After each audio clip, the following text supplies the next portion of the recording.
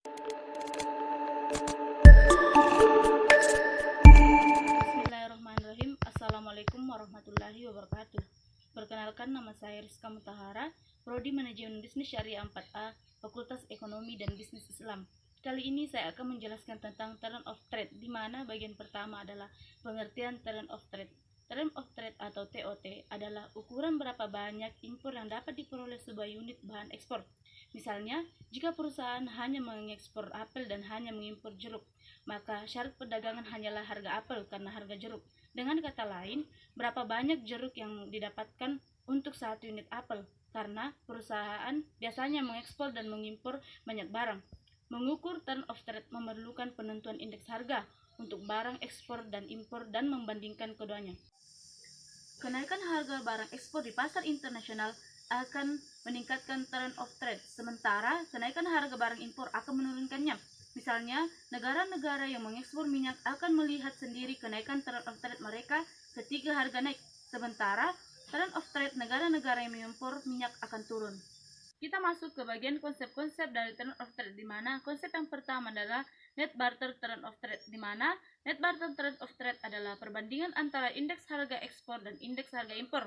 Kenaikan menunjukkan perbaikan di dalam turn of trade, yaitu sejumlah ekspor tertentu akan memperoleh jumlah impor lebih banyak dengan melalui hubungan harga.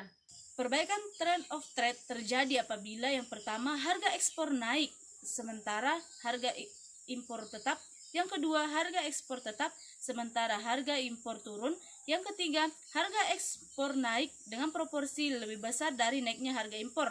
Yang keempat, harga ekspor turun dengan proporsi lebih kecil dari turunnya harga impor. Kita masuk ke konsep kedua, yaitu konsep gross barter trend of trade, di mana gross barter trend of trade adalah perbandingan antara indeks volume impor dengan indeks volume ekspor. Konsep ini tidak menggambarkan tentang perubahan harga, tetapi menjelaskan bagaimana kemampuan sebuah perusahaan menghasilkan barang dengan memperhatikan kualitas dan kuantitas barang tersebut. Kita masuk ke konsep yang ketiga, yaitu konsep income trade of trade, di mana income trade of trade ini sangat penting terutama bagi negara-negara yang berkembang, karena dalam menilai trade of trade dengan mempertimbangkan volume ekspornya.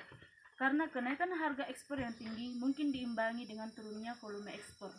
Kenaikan income trend of trade menunjukkan bahwa suatu negara dapat memperoleh jumlah impor yang lebih besar dengan dasar kenaikan nilai ekspornya. Kemampuan mengimpor akan lebih besar lagi apabila mempertimbangkan adanya aliran modal yang masuk serta penerimaan-penerimaan lain dari ekspor. Itulah tadi pendapat singkat saya tentang jurnal trend of trade. Semoga bermanfaat bagi yang mendengarkan. Kurang lebihnya mohon dimaafkan. Wabillahi taufiq wal hidayah. Wassalamualaikum warahmatullahi wabarakatuh. Terima kasih.